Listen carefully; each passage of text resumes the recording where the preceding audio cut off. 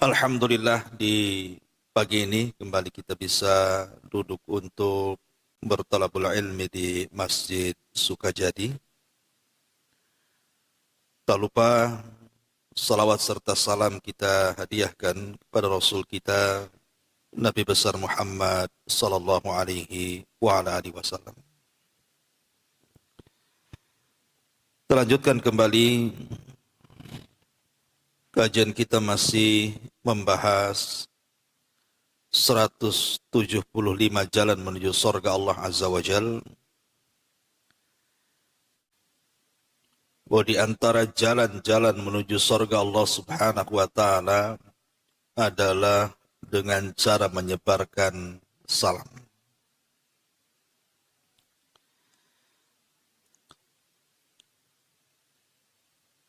Di sini pengarang membawakan beberapa dalil. Di antaranya adalah sabda Nabi sallallahu alaihi wasallam, "Inna awlan nasi billahi man bada'ahum bis salam." Sesungguhnya orang yang paling utama bagi Allah adalah orang yang memulai mereka dengan mengucapkan salam. Kemudian Rasulullah sallallahu alaihi wasallam bersabda, "Walladzi nafsi biyadi, la tadkhulul jannata hatta tu'minu, wa la tu'minu hatta tahabbu. Awala adullukum ala syai'in idza fa'altumuhu tahabbtum afshus salama bainakum."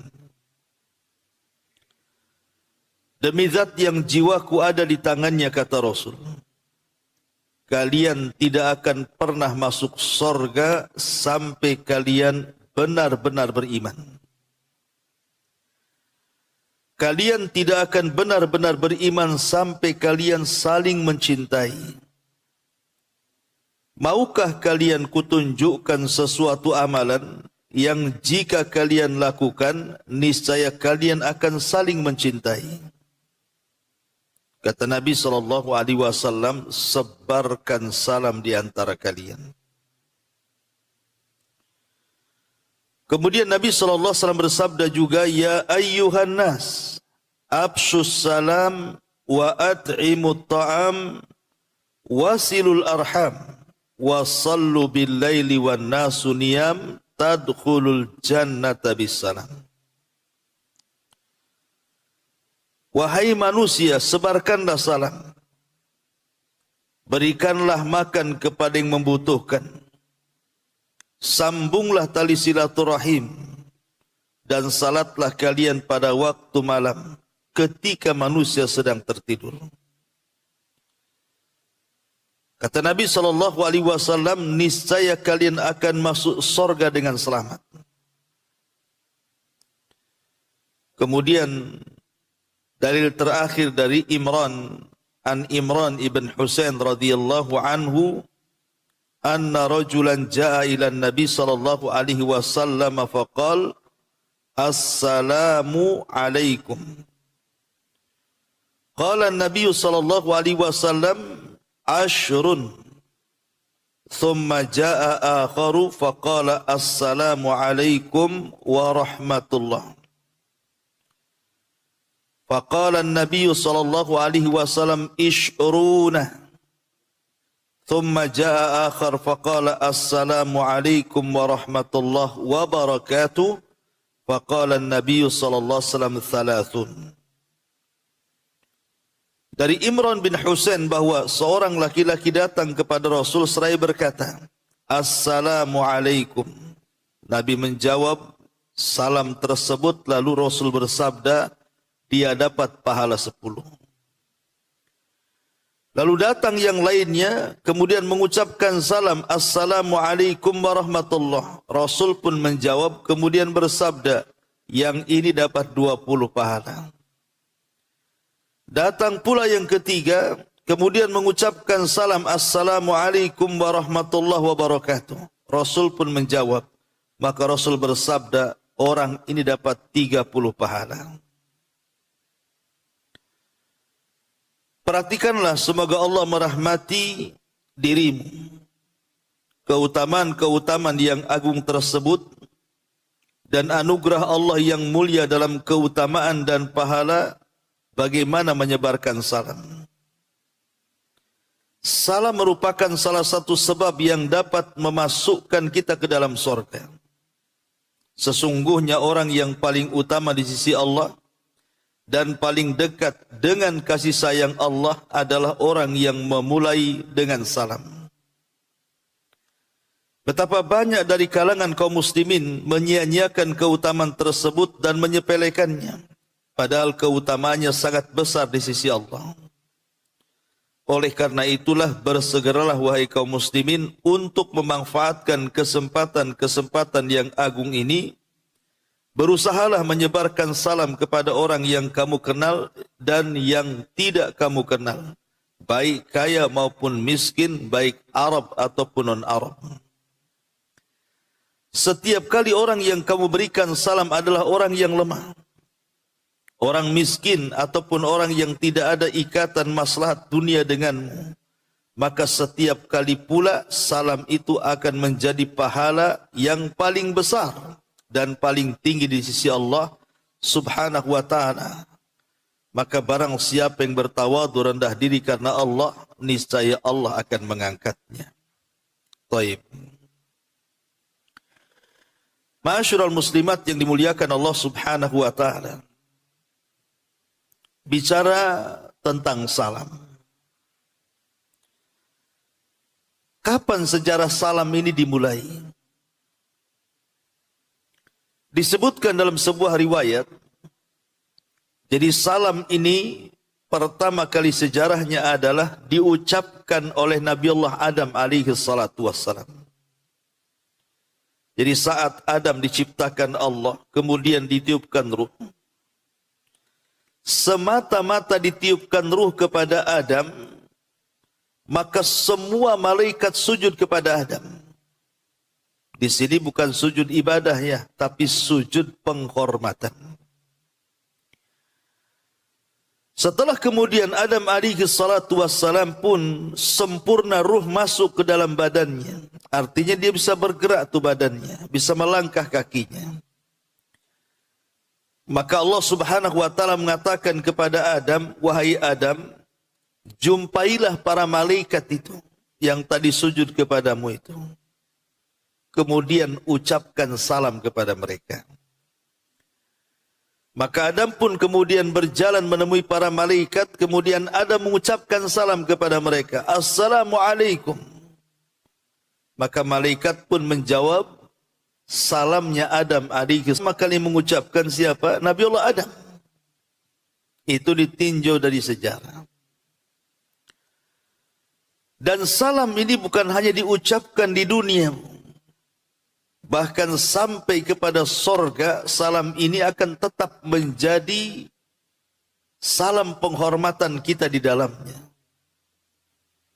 Makanya penduduk sorga itu dikatakan dalam Al-Quran, salamun alaikum bima sabartum.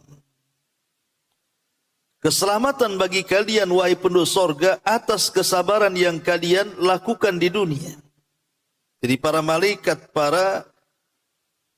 malaikat yang menjaga sorga itu, ketika kita masuk ke dalam sorga, maka mereka akan mengucapkan selamat kepada kita dengan ucapan salam. Artinya bahwa salam ini bukan hanya ucapan di dunia, tapi sampai juga menuju sorga. Baik, sebelum saya bentangkan keutamaannya, kita akan mengupas dulu apa sih makna salam itu. Kita sering mengucapkan Assalamualaikum dan kita juga sering mendengar Waalaikumsalam warahmatullahi wabarakatuh. Apa sih makna dibalik ucapan salam ini? Sebab banyak orang yang mengucapkan salam tak paham pula dia maknanya. Sehingga karena tidak paham maknanya, tidak paham pula konsekuensinya. sehingga akhirnya menyamakan ucapan salam dengan ucapan di luar salam. Karena tidak paham maknanya, disangkanya sama saja. Apalagi di zaman sekarang ini, banyak anak-anak gaul itu berusaha mengganti salam itu dengan yang aneh-aneh kan. Hello bro umpamanya. Itu banyak tuh anak-anak muda tuh. Padahal dia seorang muslim, kenapa jadi hello bro pula kan itu. Atau yang masyhur sejak dulu sudah ada. Selamat pagi. Berarti pagi aja selamat dia. Oh siang juga buat. Selamat siang, selamat petang, selamat malam. Maka kita tahu bahwa Islam itu punya tahiyat sendiri. Punya salam penghormatan sendiri. Dan salam penghormatan Islam ini luar biasa kalau kita kupas rahasia di balik makna Assalamualaikum warahmatullahi wabarakatuh. Karena ucapan yang paling sempurna ketika ibu mengucapkan salam adalah Assalamualaikum warahmatullahi wabarakatuh. Sebab kalau ibu mengucapkan Assalamualaikum saja, pahalanya cuma 10 saja. Kalau ibu tambah lagi Assalamualaikum warahmatullahi, pahalanya cuma 20. Tapi kalau ibu lengkapi Assalamualaikum warahmatullahi wabarakatuh, maka pahalanya menjadi 30. Lalu yang menjawab gimana? Sama juga yang menjawab. Cuman kalau menjawab itu kan beda dengan yang mengucapkan salam, Bu. Karena yang menjawab itu harus lebih sempurna. Jadi kalau saya ucapkan kepada ibu Assalamualaikum, maka ibu jawab Waalaikumsalam warahmatullah. Tapi kalau saya ucapkan salam kepada ibu Assalamualaikum warahmatullah, maka ibu jawab Waalaikumsalam warahmatullahi wabarakatuh. Jadi yang menjawab harus lebih sempurna. Tapi kalau saya ucapkan Assalamualaikum warahmatullahi wabarakatuh, maka ibu pun menjawab dengan jawaban yang sama karena tidak ada kalimat setelah wabarakatuh. Berarti jawabannya Waalaikumsalam warahmatullahi wabarakatuh. Baik, kita kupas sedikit makna salam. Ketika kita mengucapkan salam, hakikatnya Bu, kita ini sedang berdoa kepada Allah Azza wa Jal atau sedang tawasul. Tawasul dan tabarruk dengan nama Allah Subhanahu wa Ta'ala. Karena salam itu artinya satu di antara nama-nama Allah yang husna, yang baik. Jadi salam itu nama Allah. Jadi ketika kita mengucapkan salam, hakikatnya kita bertawasul dengan nama-namanya. Bertawasul dengan sifat-sifatnya. Dan tawasul itu salah satu ibadah yang agung. Ibadah yang luar biasa. Lah salam sendiri artinya keselamatan. Kalau rahmat itu artinya rahmat, ya kasih sayang. Kalau barokah itu artinya ya berkah. Tapi apa makna dibalik keselamatan, rahmat dan berkah di sini? Jadi kalau saya katakan Assalamualaikum, berarti semoga Allah Subhanahu wa Ta'ala melimpahkan keselamatan kepada kalian. Apa yang dimaksud selamat di sini? Ulama mengatakan bahwa yang dimaksud kalimat selamat di sini artinya adalah kita meminta kepada Allah Subhanahu wa Ta'ala agar orang yang kita salami itu selamat dunianya dan selamat akhiratnya. Selamat dunianya artinya selamat min syururin, dari setiap keburukan. Dan keburukan itu kan macam-macam, Bu. Umpamanya selamat untuk badan kita tidak sakit. Selamat kepada usaha kita supaya tidak gulung tikar. Selamat kepada keluarga kita supaya tidak bercerai-berai. Selamat kepada usaha kita dan kehidupan kita supaya semua diselamatkan Allah Subhanahu wa taala. Kalau ibu punya rumah, ya selamat rumahnya, tidak roboh. Kalau ibu punya kendaraan, ya selamat kendaraannya, tidak mudah rusak. Kalau ibu punya tanah, ya selamat tanahnya supaya tidak diambil orang, tidak dirampas orang, tidak diklaim orang. Kalau ibu punya apa saja, punya harta, selamat, tidak dicuri orang, tidak mudah rusak, dan begitu seterusnya. Dan inilah yang kita hajatkan di dunia. Betapa banyak menyesal ibu beli kendaraan, tahu-tahu mogok-mogokan kan itu. Ngapain saya beli kendaraan kalau sering mogok? Pamannya ibu baru beli kulkas. Baru seminggu dipakai sudah nggak dingin, nggak selamat tuh kulkasnya tuh. Jadi kalau ibu mendapatkan doa selamat itu kan beruntung, Bu. Karena doa selamat itu yang kita cari. Apa sih yang kita cari itu? Kita ingin dapat keselamatan. Kita sendiri, anak kita, orang tua, keluarga, harta, benda, kehidupan. Kan kita ingin selamat. Lah ini makna salam artinya. Belum lagi di akhirat. Selamat dari azab, selamat dari neraka, selamat dari siksa, dan masuk ke dalam surga. Jadi sedemikian dalamnya kalimat salam ketika kita mengucapkan kalimat Assalamualaikum. Karena banyak orang yang tidak selamat, tidak senang hidupnya, tidak tenang hidupnya. Tapi betapa banyak orang yang mendapatkan ketenangan hidup dan keselamatan itu karena selamat segalanya. Orang mau operasi, ya. Kan pengennya selamat supaya jangan mati. Betapa banyak orang yang gagal operasi akhirnya meninggal dunia. Orang ingin usaha, pengennya kan selamat, usahanya itu maju. Tapi betapa banyak orang yang usaha tidak selamat, akhirnya gulung tikar.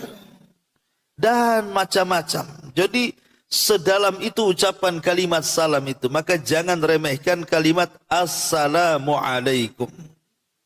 Ini yang pertama. Kemudian yang kedua, warahmatullah.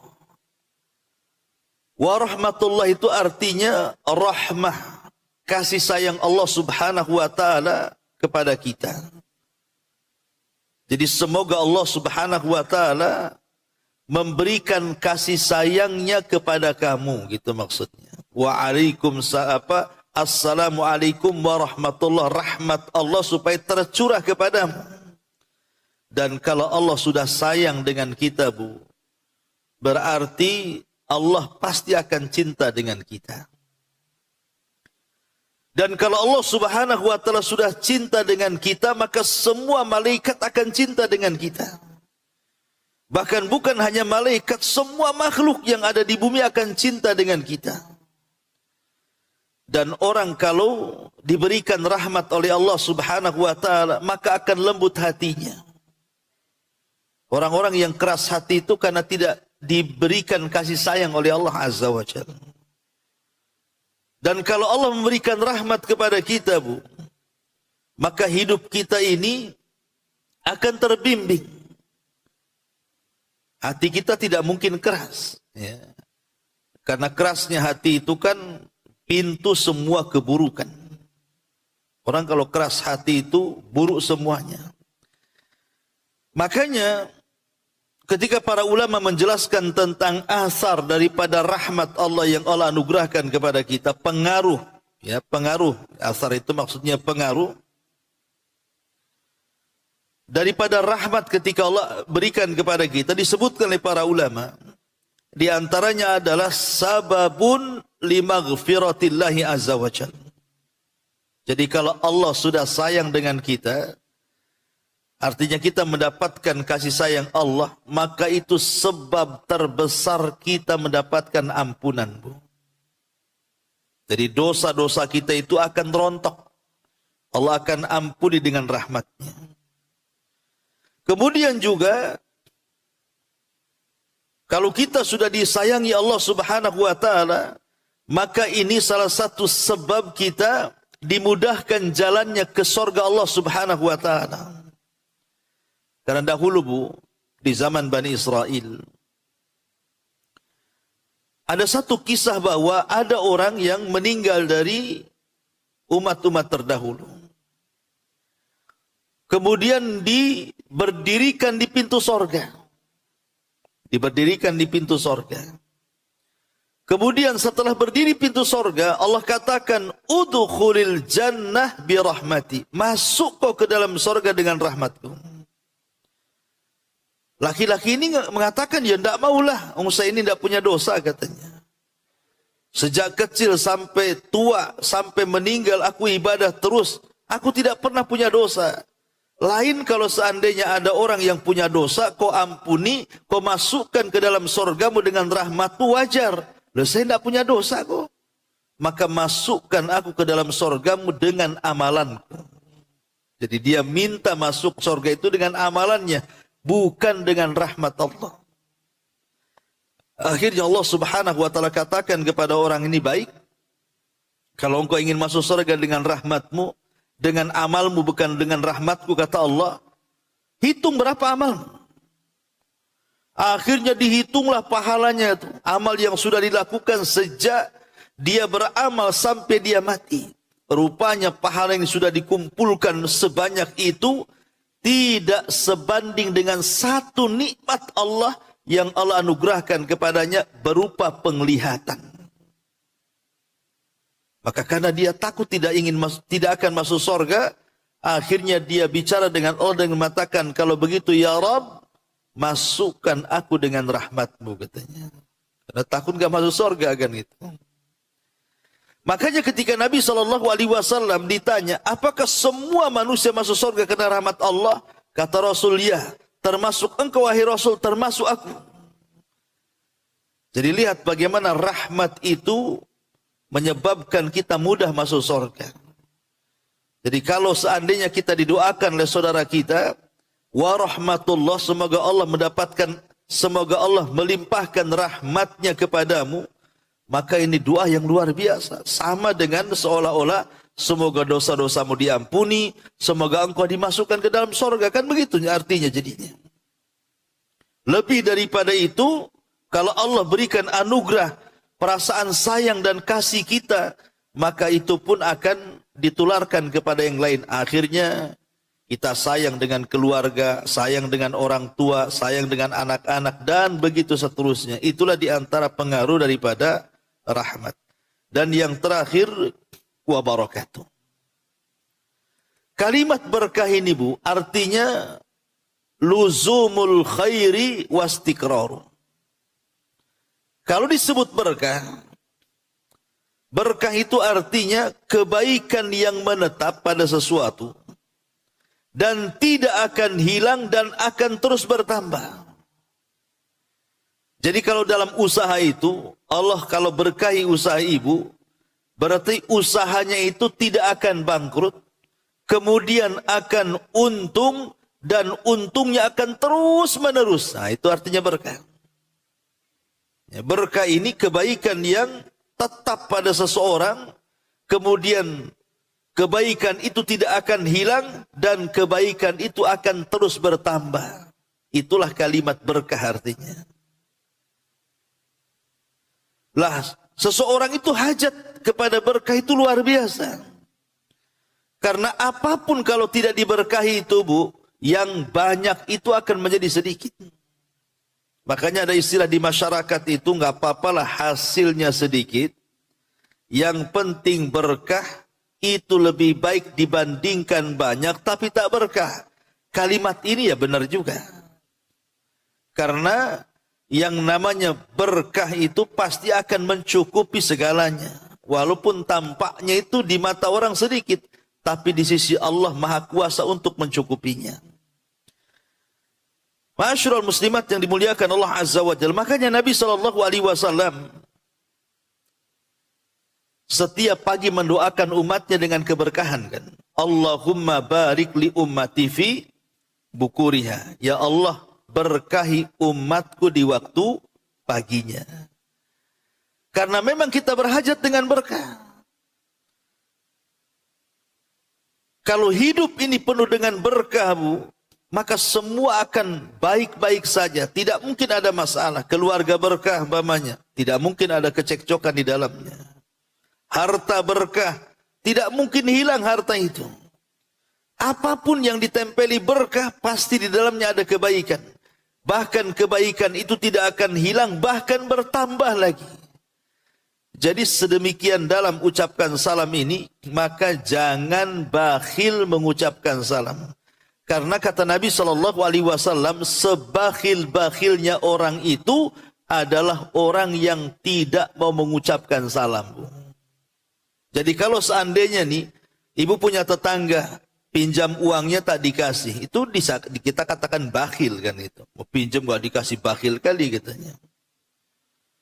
Ataupun mamanya seseorang minta kembali ketika membeli sesuatu, kembalinya tak banyak sebenarnya, mungkin 1.000, 2.000, tapi tetap ibu tunggu tuh. Apa kata pedagangnya? Bakhil kali orang di 1.000 aja gak dikasih katanya. Kan macam-macam istilah bakhil di masyarakat. Tapi hakikat bakhil itu bukan itu kata Nabi. Hakikat bakhil itu orang yang tidak mau mengucapkan salam, Bu. Jadi kalau ibu punya kawan, kemudian bertandang ke rumah ibu, main nyelonong gak ada salam, Bu. Bilang aja bakhil kamu ini. Kamu ini orang bakhil katanya. Enggak kok, saya suka raktir. Bukan itu. Ya. Jadi sebakhil-bakhilnya orang bakhil kata Rasul adalah orang yang tidak mengucapkan salam. Yang jadi keanehan di masyarakat ini, Bu. Kadang-kadang gini, Bu ya. Ibu kalau ketemu umpamanya keluarga orang, entah suami orang, entah apa gitu kan. Kadang-kadang ramah kan, Bu. Assalamualaikum Pak, itu suami orang tuh. Tapi kalau sama suaminya sendiri tak pula ibu mengucapkan salam tuh. Kan aneh kan ibu ya. Jadi suami orang didoakan selamat, coba bayangkan. Didoakan rahmat, didoakan berkah, itu suami orang tuh. Lah suami sendiri nggak pernah ibu doakan. Lain kan aneh juga tuh. Atau ibu kalau bertamu sama rumah orang, ibu mengucapkan salam kan, sambil ngetuk-ngetuk pintu itu, Assalamualaikum. Coba bayangkan. Rumah orang ibu doakan. Ibu pulang ke rumah tak pula ibu mengucapkan salam. Kan aneh, rumah orang didoakan, rumah sendiri tak didoakan. Justru sebenarnya rumah sendiri itu yang harus banyak didoakan. Jadi kalau ibu pulang dari pengajian, walaupun di rumah nggak ada siapa-siapa, tidak ada masalah, Bu. Lengkapi doanya. Assalamualaikum warahmatullahi wabarakatuh. Masuk, bismillah. Ustaz nggak ada orang, nggak ada masalah. Malaikat yang jawab. Bayangkan ibu mendoakan rumah sendiri, di dalamnya keselamatan, di dalamnya berkah, di dalamnya rahmat. Kan luar biasa. Maka kalau bisa itu banyak-banyak mengucapkan salam di rumah sendiri daripada di rumah orang. Ini yang sering saya kira aneh di masyarakat ini. Orang lain didoakan, keluarga sendiri tak didoakan. Rumah orang lain didoakan, rumah sendiri pula tak didoakan.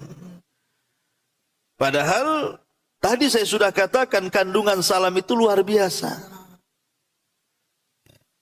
Tetapi kan ada hal-hal yang harus ibu pahami. Ada salam itu kalau ibu dengar wajib dijawab. Ada salam itu kalau ibu dengar tak perlu dijawab. Ya. Ada orang salam itu, kalau ibu mengucapkan salam nih, ibu tak suka kalau ada yang menjawab salam. Contoh pamannya, kalau ibu ketemu di jalan nih sama kawan, Assalamualaikum maka itu wajib dijawab, Bu ya. Waalaikumsalam warahmatullahi wabarakatuh. Wajib, Bu. Kalau ibu tidak jawab berdosa.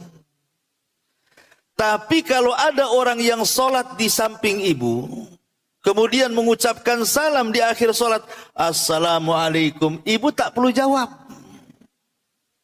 Ya.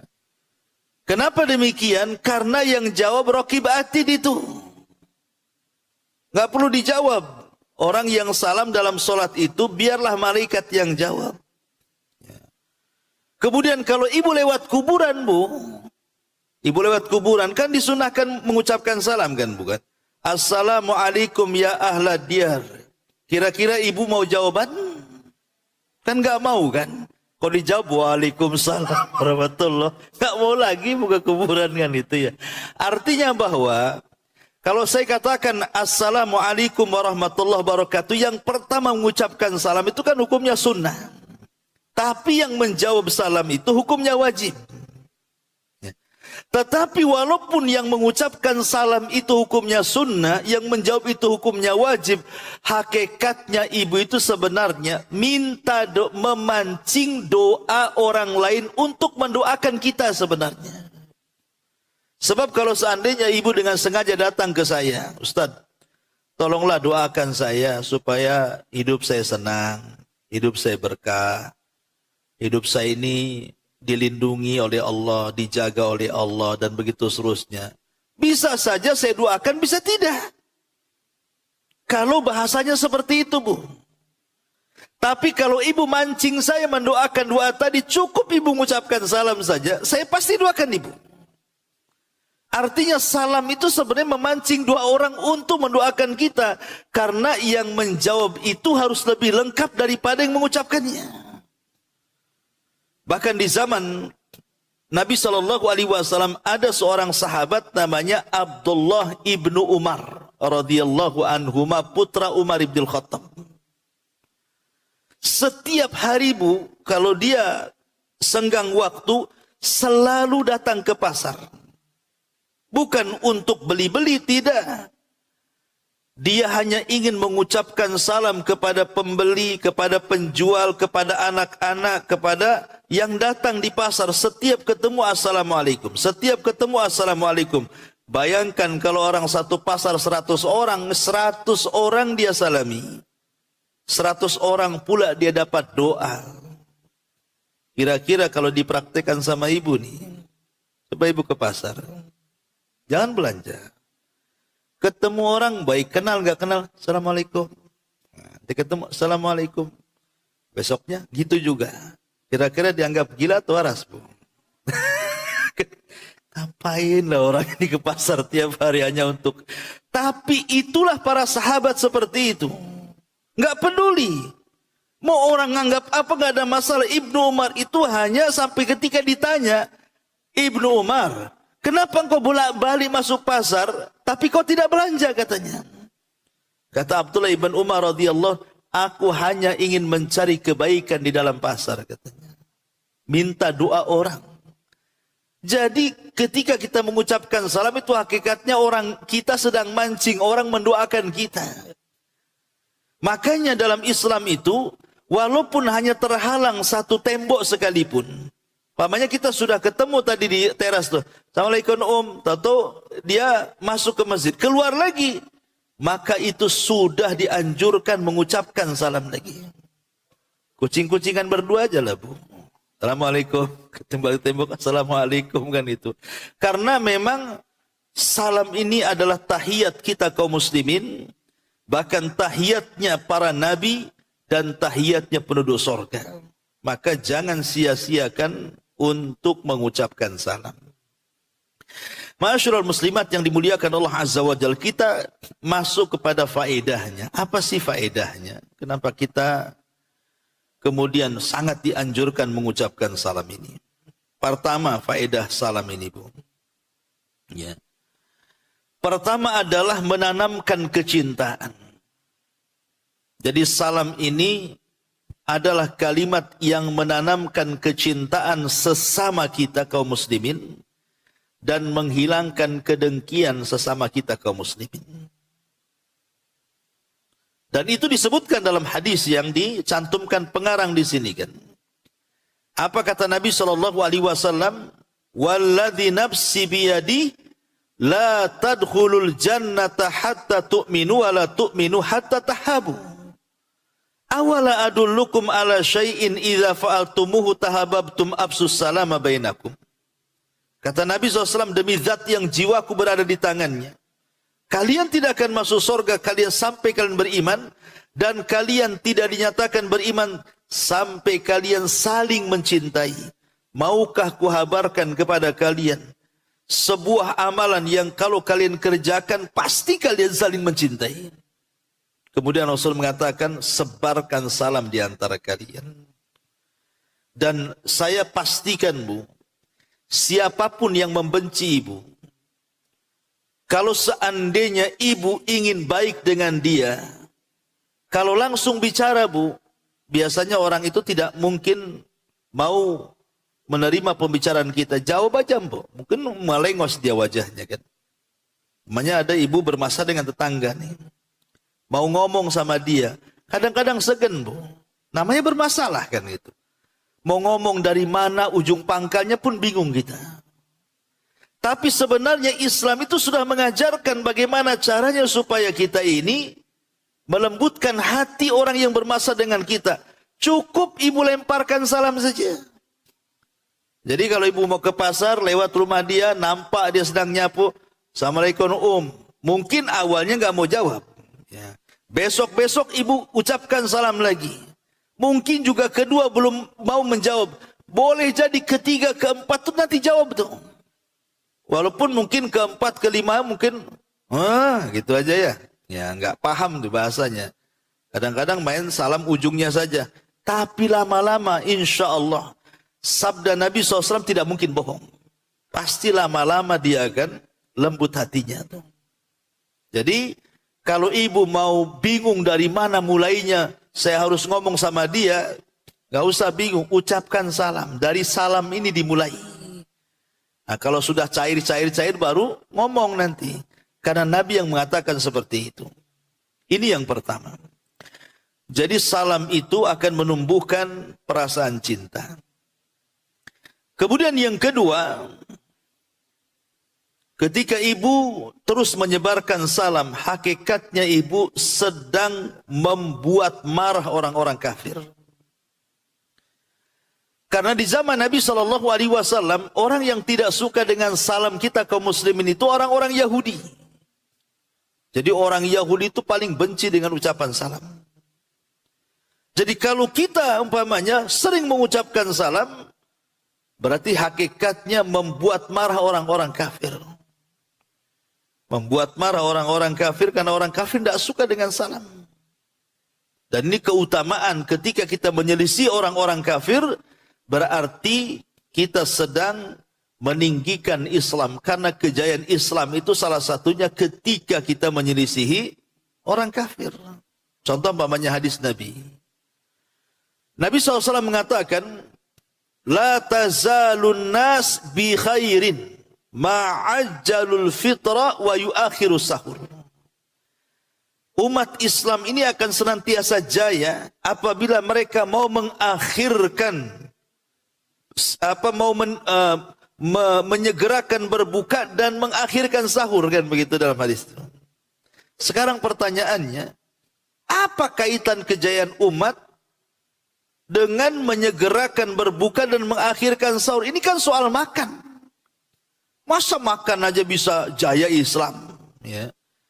Bukan masalah makan buka atau makan sahurnya, tapi dengan menyegerakan berbuka dan mengakhirkan sahur, di balik itu ada penyelisihan terhadap orang kafir. Karena orang-orang Nasrani mereka puasa juga, tapi bukanya malam-malam. Maka jangan sampai kemudian kita menyerupai mereka. Kalau tung maghrib langsung buka. Karena mereka bukanya setelah maghrib, gitu maksudnya. Begitu juga ketika sahur. Kenapa kita kemudian ketika puasa sahur? Karena menyelisih ahli kitab juga. Karena mereka itu puasa tapi tak sahur. Kita puasa sahur. Berarti bukan masalah makannya. Kenapa Islam itu jaya? Karena ada penyelisihan di situ. Penyelisihan dengan orang kafir, gitu maksudnya. Atau contoh yang lain lah. Nabi SAW pernah bertanya kepada para sahabat tentang uban kepala. Kata Rasul, macam mana pendapat kalian orang-orang Yahudi itu dengan uban-uban mereka? Maka sahabat mengatakan, Rasul, mereka membiarkan saja, memutih begitu saja.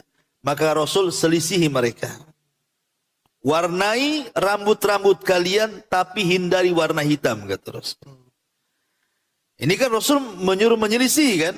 Warnai rambut kalian, tapi hindari warna hitam. Boleh kita menyemir rambut, tapi jangan warna hitam. Sebab kalau warna hitam itu nanti akan melupakan kalau ibu itu sudah tua jadinya. Si muda terus kan. Padahal tua itu salah satu pelajaran bagi kita supaya kita semakin mawas diri. Oh, saya sudah tua, harus banyak beramal dan begitu seterusnya. Loh, kalau enggak dampak ciri-ciri tuanya kan enggak merasa tua jadinya. Maka boleh menyemir dengan warna lain, tapi jangan hitam, gitu maksudnya. Kemudian yang ketiga, kenapa salam ini sangat dianjurkan? Karena tadi ibsa'uhu sababun li barakatillahi azza wa jalla. Dengan menyebarkan salam itu menyebabkan sebab kita mendapatkan berkah dari Allah Subhanahu wa taala. Anas ibn Malik yang membantu Nabi sallallahu alaihi wasallam selama 10 tahun. Jadi Anas itu putra daripada Rumaisah. Rumaisah bintu Milhan. Jadi ketika Rasul hijrah ke Madinah, Rumaisah ini kan belum punya anak kecuali satu, namanya Anas bin Malik. Lah ketika semua wanita banyak yang bersedekah dengan gelang, dengan anting, dengan emas-emas mereka kepada Rasul, dia tidak ada yang disedekahkan. Tapi dia ingin sedekah. Kemudian dia melirik anaknya yang usia 10 tahun itu, namanya Anas bin Malik. Dibawanya Anas bin Malik ke hadapan Rasul, ya Rasulullah, aku sedekahkan putraku, katanya. Disedekahkan putranya. Maksudnya disedekahkan bukan disedekahkan kayak menyedekahkan emas, bukan. Maksudnya disedekahkan, jadikan dia pembantumu sesuka kamu. Pakai tenaganya, itu maksudnya. Makanya sejak itu Anas menjadi pembantu Rasul sampai Rasul wafat. Lah Nabi SAW saking sayangnya dengan Anas bin Malik karena sudah membantu dia kan tanpa dibayar. Maka Nabi mengatakan kepada Anas bin Malik, ya bunai, idza dakhalta ila baiti ahlika fasallim alaiha. Takun barakatan laka wa barakatan li ahli baitika. Wahai Anas, kalau engkau masuk ke rumah keluargamu, jangan lupa ucapkan salam. Karena salam itu sebab Anda mendapatkan berkah dan keluarga Anda juga mendapatkan berkah. Jadi salam itu sebab daripada datangnya berkah. Ini yang berikutnya. Kemudian juga di antara faedah daripada salam ini sendiri. Ya. Salam itu sendiri adalah berdasarkan hadis Nabi SAW adalah sebab termudah orang masuk ke dalam surga. Ini hadisnya yang kita baca ini dalam buku adalah ya ayyuhan nas absus salam wa at'imu ta'am wa sallul arham wa sallu bil laili wan nasu niyam tadkhulul jannata bisalam. Wahai para manusia, sebarkan salam, berikanlah makan, sambunglah tali silaturahim, salatlah kalian pada waktu malam ketika manusia sedang tidur, niscaya kalian akan masuk surga dengan selamat. Ucapan Nabi ini, Bu, adalah ini khutbah pertama kali Nabi. Ini ucapan ayuhan nas ini adalah ucapan pertama Rasul ketika sampai di Madinah. Jadi ketika Rasul hijrah dari Mekah ke Madinah, Rasul kan disambut oleh para sahabat di daerah Kuba. Sebelum masuk ke Madinah, ada namanya Kuba. Makanya kalau ibu pernah umroh, biasanya ada kunjungan ke beberapa tempat bersejarah kan, traveling. Salah satunya kan ke Masjid Kuba. Ya. Lah Kuba itulah yang pertama kali Rasul sampai di Madinah, itu daerah Kuba tuh. Disitulah dia disambut oleh para sahabat Nabi SAW dari kalangan Ansor, dan Rasul pun berkhutbah di tengah-tengah mereka. Lah khutbah pertama kali adalah kalimat ini. Ayyuhan nas, absus salam, wa at'imu ta'am, wasilul arham, wasallu bil laili wan nasu niyam, tadkhulul jannata bisalam. Lah ketika Rasul mengucapkan kalimat ini, ada salah satu tokoh Yahudi, namanya Abdullah ibnu Salam.